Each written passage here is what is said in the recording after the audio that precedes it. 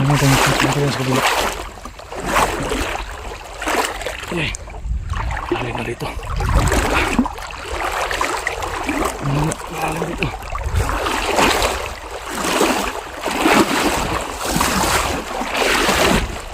Okay.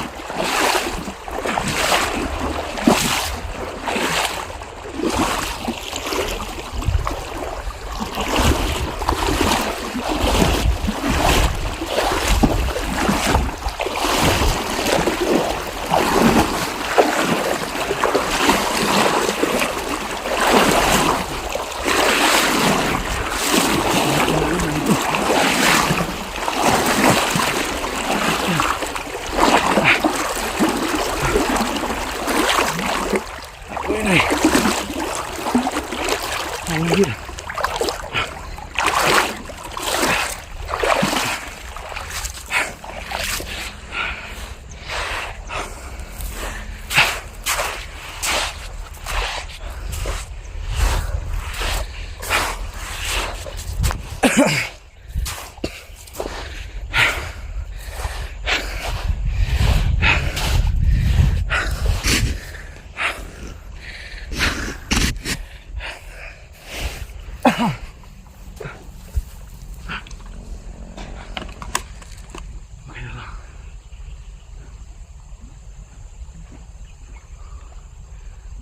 Dyan.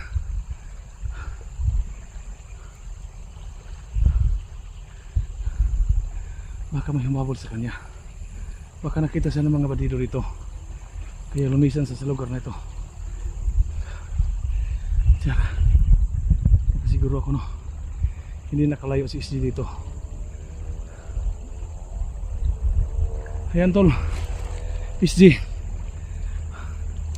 kung kinakailangan na umiwas ka sa mga kalaban, gawin mo. Hindi kami magsawang magsunod-sunod sa iyo para sa iyong kaligtasan. Hindi ka namin masisisi, bro. Kung yung bawat lokasyon na isinisin sa amin at pinahirapan namin puntahan dito, walang problema sa amin. Alam ko pong maiiwas ka sa kanila.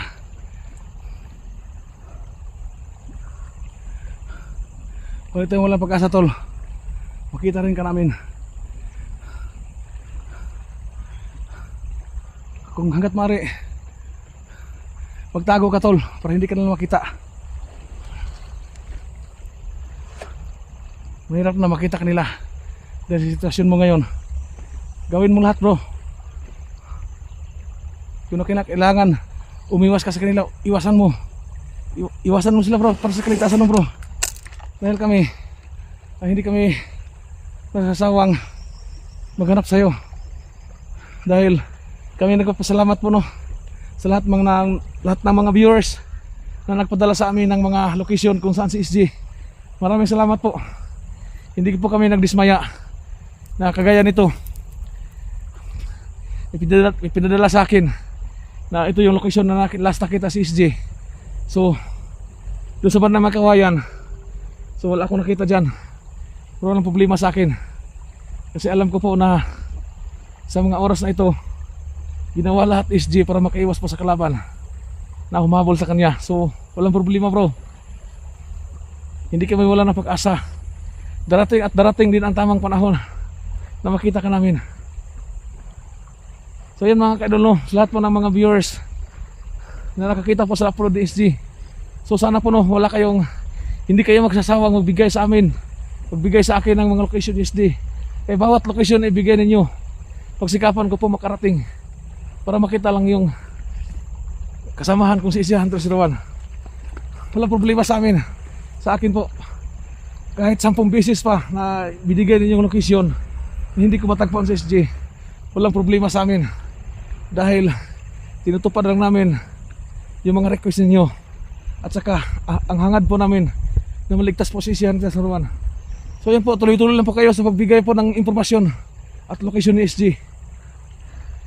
So yun mga kaidolo, ito sa bandang dito, ang unang pinasa sa atin, itong punong kawayan na sa tabi po ng sapa. May isang location pa bandang ibabaw, siguro yun ang kawayan na yan, yung nakita namin na nag-ukit si SG ng kanyang may inukit sa SG sa puno ng kawayan. Kaya pagsikapan ko puntahan yan, sikapan ko. I-try kong puntahan yung punong kawayan na yan.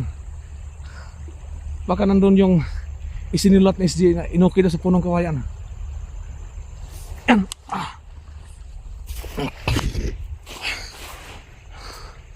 So yan o.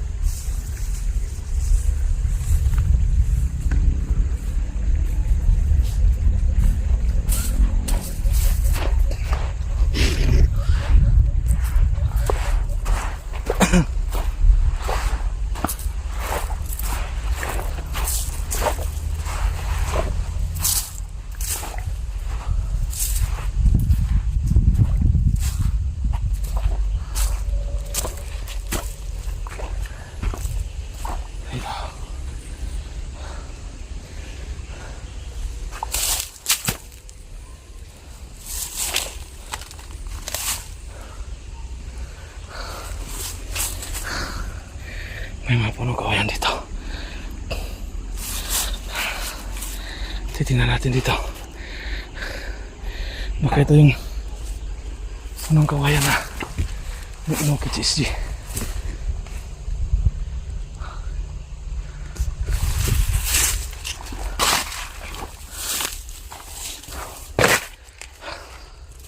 Sana ito na yung punong kawayan. Pero wala tayong nakita dito na inukit.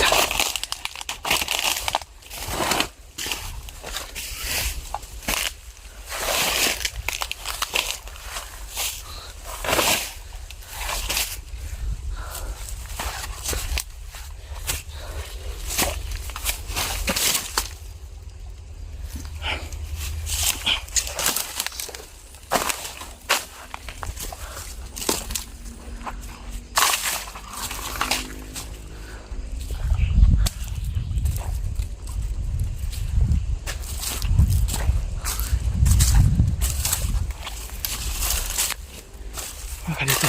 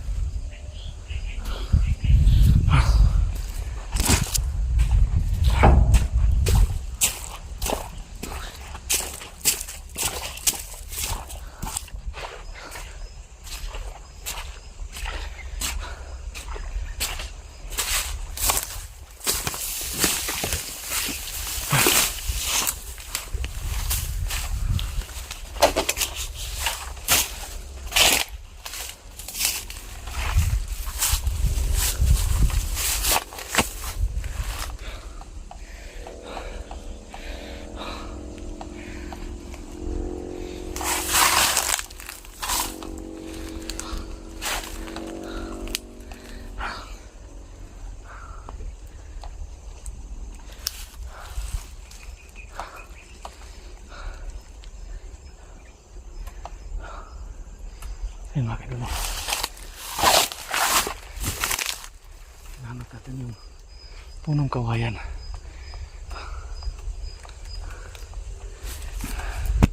Na in-orchid SG.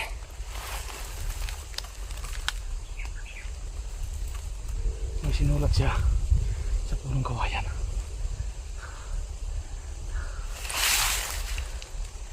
Baka nandito lang siya sa paligid.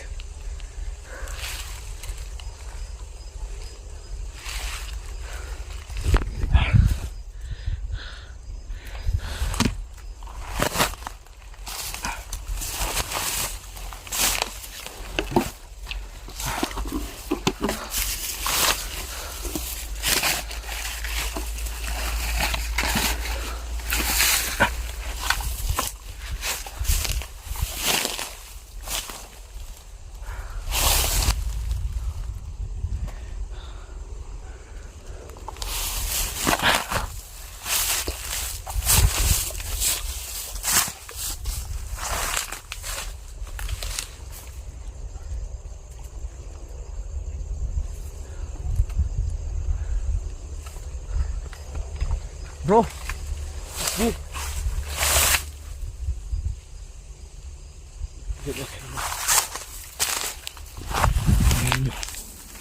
Parang may mga bakas dyan banda.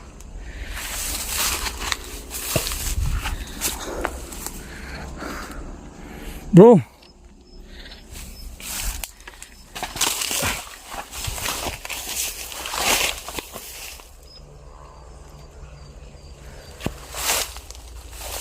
Sí.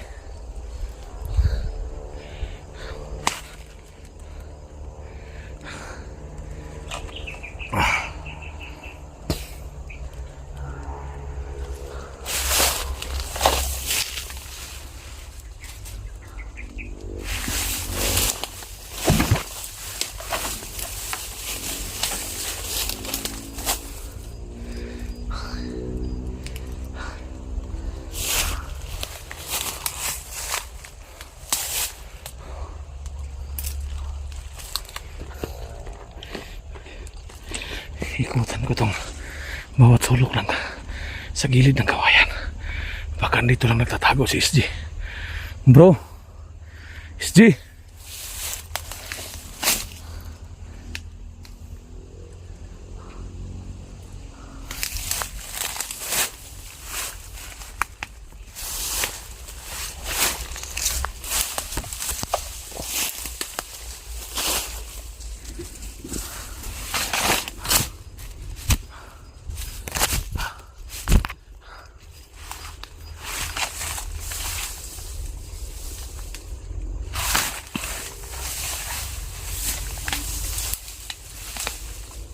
Bro.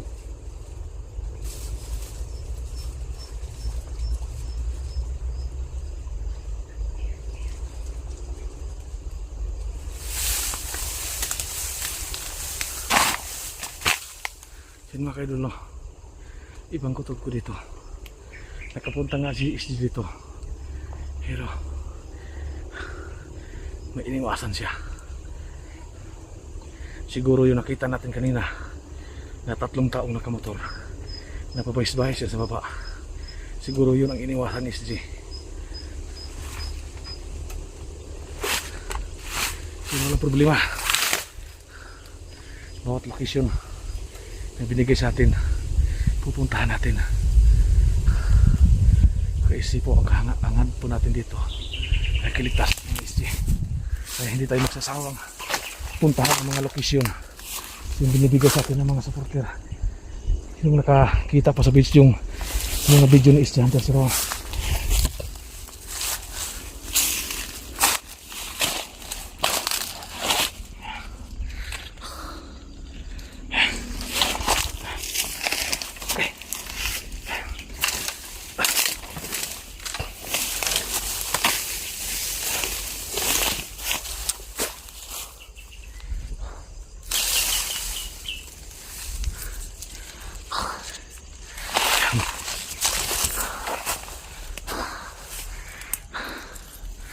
Napakalaking kawayan.